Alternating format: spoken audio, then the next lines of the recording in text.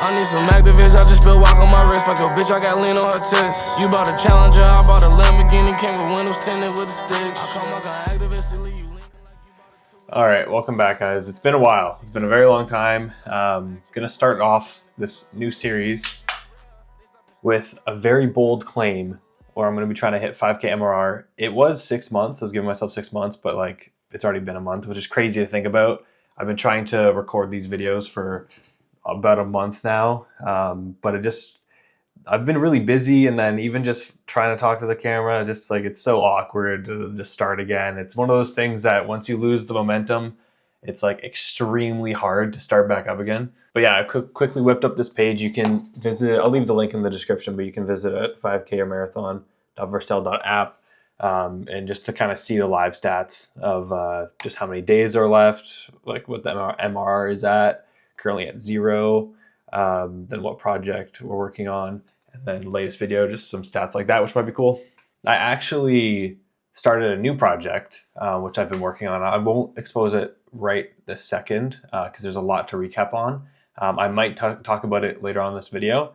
But yeah, basically to recap the past 5 months, just took like 2 to 3 months to fully reset, was much needed. It was like I think I touched more on this in like my past video, but it was a very weird time. Like my goals, I didn't really even care about goals anymore. I couldn't, like, thinking about work was just stressing me out. So yeah, anyways, took that time to reset, and it was great, much needed. But then after a while, just doing that, like the working your day job and then watching Netflix and then just like giving into all your comforts, like after a while, it starts, at least for me, starts eating away at me, and I needed to do something else. Like I just started getting to the end of the day. I'm like, what did I even do today? So like, I feel like I needed something. It's weird. No matter how much I reset and recharge, it's like that feeling just keeps coming back where I need to be working on something else. And I just like to get that fulfillment. I don't know, but it was like that weird gnawing feeling. So anyways, I started a new project, which again, I'll get to that probably later on in this video. But for now, I want to give a quick recap on the last project I was working on, echospace. If you've seen the past videos, you know what project that is, but I'll give a quick recap just in case you haven't. So to sum it up, you can think of it like Circle and Canny combined. So you have your community aspect here with all your like subreddits, I guess, and then each kind of, it can be either a discussion or it can be a feature request, depending on what space it's in. So you can just manage your roadmap like right through discussions while also like answering questions. Like you don't lose track of things. Because for me, the biggest problem I had was trying to find a reliable feature request app, and then also having like community, like be able to communicate with like users, gather feedback that's more than just like a feature request, and then you can't really dig deeper. So like I kind of wanted to combine that community aspect and building a community behind your product, as well as just having feature requests tied in. And the ones that are out there now, I found them just too expensive, and they often had so many features that I didn't really need. So I just built my own. So then here we are. That's my own. So, but yeah, in my last video, I was talking about how I wanted to give myself 3 weeks to finish up echospace, to have it in like MVP state. And it pretty much was, and it pretty much is now. I've been back to working on it for the past 2 to 3 months or something. I think middle to late September, I was like kind of back to working on this and then the other project. But there's still a few things that I want to do. So to summarize, the main things that I have to finishing up is just some small things like letting the projects leave, or letting the users leave projects, because you can't really, once you're a user of the project, you can't really leave unless there's just no way to leave, which I kind of overlooked. Then there's some security stuff, some polishing, like just kind of some small things that honestly shouldn't take too long. So my goal is to finish this up, just to have it out, just so that I can use it. I think it's going to be one of those things where it's going to be ongoing. I'm going to be like adding things as I go. But I even knew this back when I first started it, that it was something that I wanted to build just for myself. I wasn't even going to make it open-ended to like for other people to use. I was just going to make it like a simple app just for myself to use.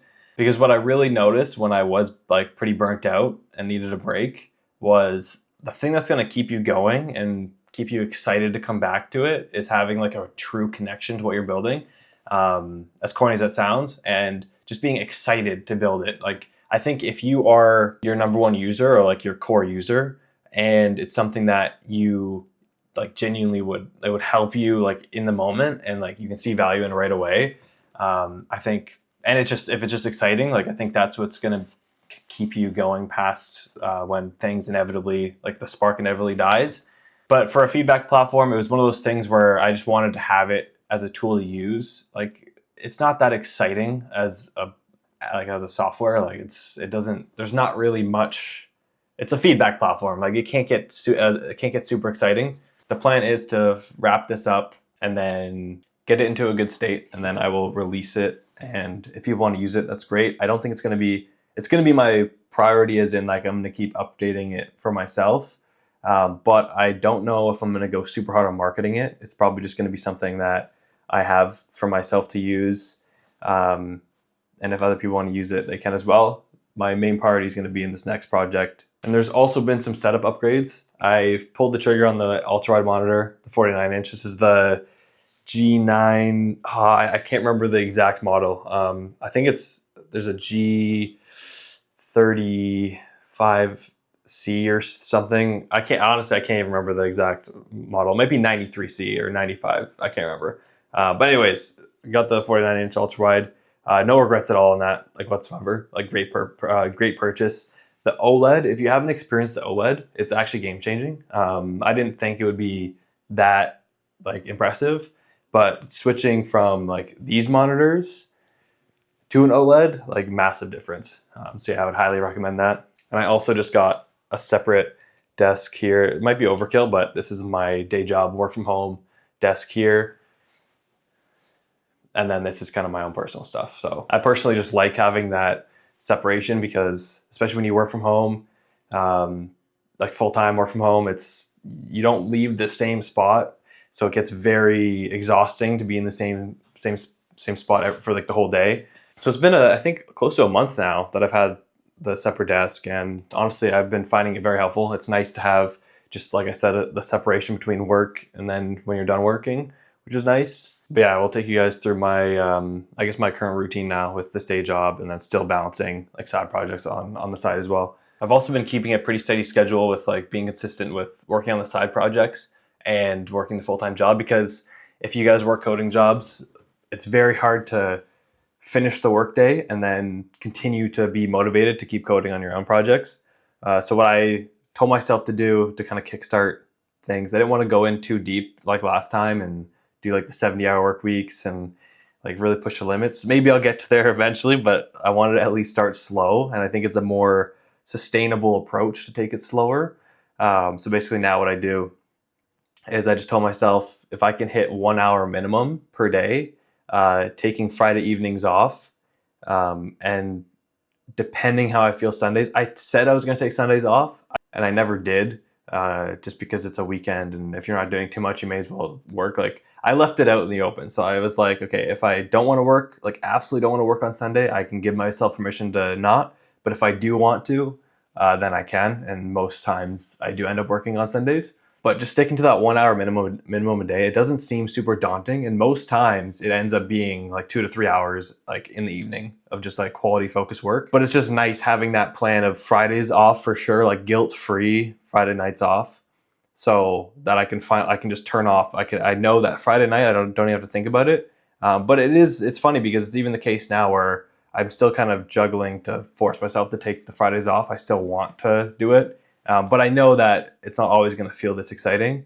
So I think sticking to a schedule like that, where you're giving yourself like a limit of, okay, 1 hour a day or whatever it is, and just giving yourself like guilt-free time off, even if you feel like you don't need it, like it's still good to get into the habit of taking time off, like purposeful time off, just to make it more sustainable. At least that's what I'm trying to figure out.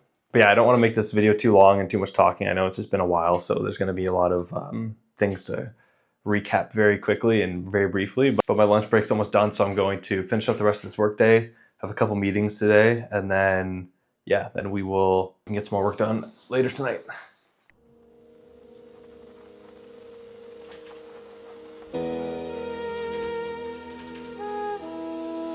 Fuck yeah. let it be.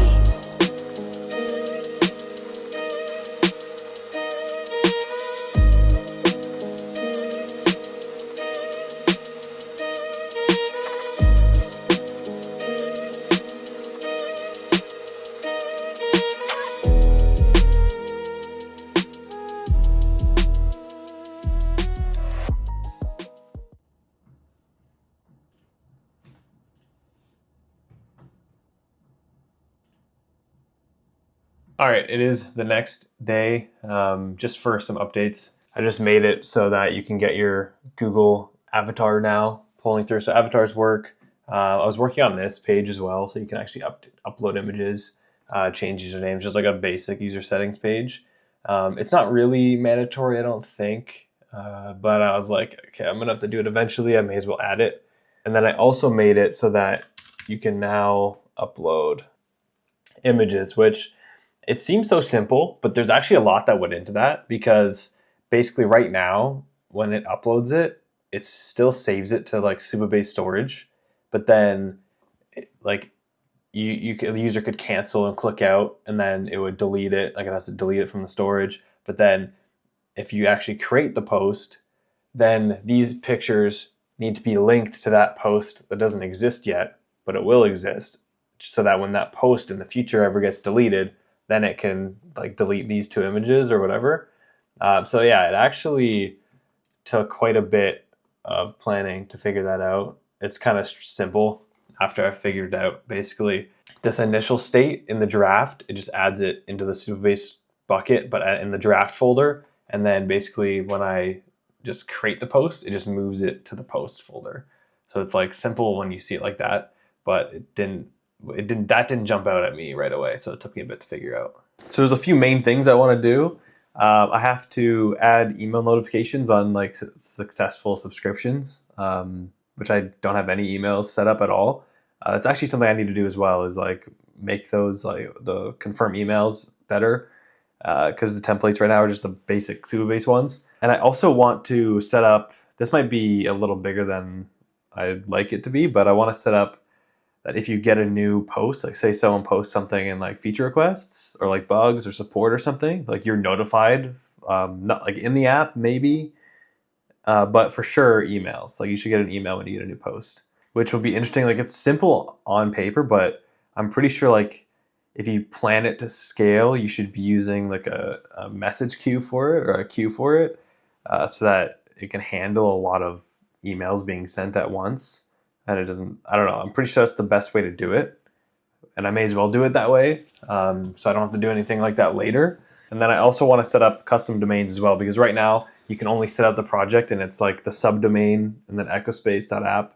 But I want to be able to make that any domain, so that you can set a custom domain like feedback dot and then your domain. And then it will just take you right to the app. I have no idea how I'm going to do that. I know apps do that, like it's possible to do it. But yeah, I have no idea how that's going to work. So it's going to be interesting to try to figure that out. But those are honestly the main things. So there's not that much to do from like feature standpoint. And then I have like a few things planned in the future. But as far as like getting a decent MVP out, I think that's perfect. And then I can add things as I go. It doesn't have to be super insanely polished right now. But yeah, that's the plan for the next couple days.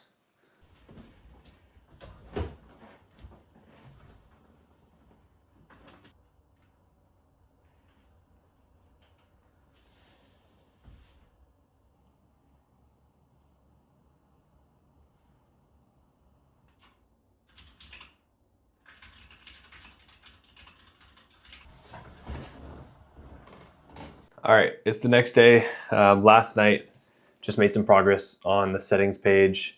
154 days to go. It kind of sucks with that being the goal, because 6 months I found, or I thought to myself 6 months was like a good date to kind of, or time frame to give myself for a challenge. But it sucks because there's so much building to do still. Maybe not so much for echospace, it's pretty much done, but like I said in the past clips, like I don't know if I want to go super hard on marketing it.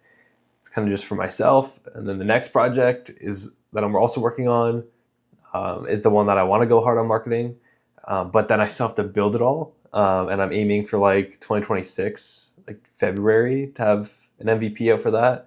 So it'll be very interesting. I think it's funny every time I see just this number, like, and maybe you guys can relate to this as well. Like maybe it's not 5K though. Maybe it's a higher number. I don't know. Wherever you guys are at, like this to me is so daunting. Like I can't wrap my head around actually achieving that, which kind of sucks because I want to be able to like 100% like full conviction believe it, and I try to, but like it's definitely a scary goal. And I think I've talked about this before, but I think having scary goals is good because it's just to see what is possible, right? Like set goals that scare you so that even if you don't achieve it, you'll be much further than you thought you would have been. So plan is to finish the user settings page. Hopefully tonight you can get that wrapped up, and then start looking into like email notifications and try to get that set up.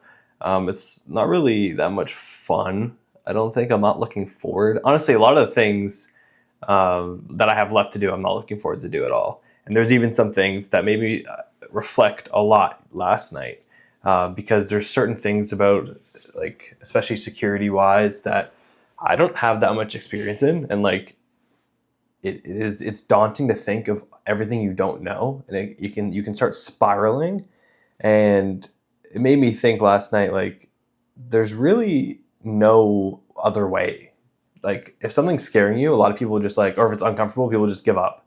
But like if you think about it, it never really clicked for me until last night. Like if you think of something that scares you and it makes you hesitant, or it's like so overwhelming and like you just want to give it up, there is literally no other path to take to get to that end goal without doing the things that scare you. It's like that is the path. Like that's just a part of the process. And it's so easy to want to like chase shortcuts or like do something that's gonna somehow be faster. But the reality is, it's like the shortcut is doing what you're doing now. Like that is the short. That is literally the process of it. It's so easy to get overwhelmed. So easy to doubt yourself. So much doubt. But it's like this is, no matter how long it takes, like this is the process of it all. Like it's a feature of this process. Going through all the failures or whatever, it's like you can't get to the next stage until you go through it. So it's like, it's one of those things that it makes sense when you first hear it, but it doesn't really click because it's so easy to like feel like you don't know enough, or like you're doubting your ability, or like it's so easy to feel like that and be overwhelmed. But it's like, what is the alternative? Like this is just the process of it. Like this is, if you wanted to achieve something, this is the process to get it, you know? So it's like there's no cutting corners or anything. Like this is just what it is. So I think accepting that makes it a little bit easier. And it always comes back to like just taking it slow, like relaxing. There's no rush. Like you're not behind. It's like everyone's on their own pace. Like this is the process, like one day at a time. Like limit the overwhelm as much as you can. Like focus on limiting that, and then it's makes so much easier. You can enjoy the process so much more, enjoy the present a lot more, and a lot easier as well. So yeah, that's what I'm trying to tell myself the last couple of days.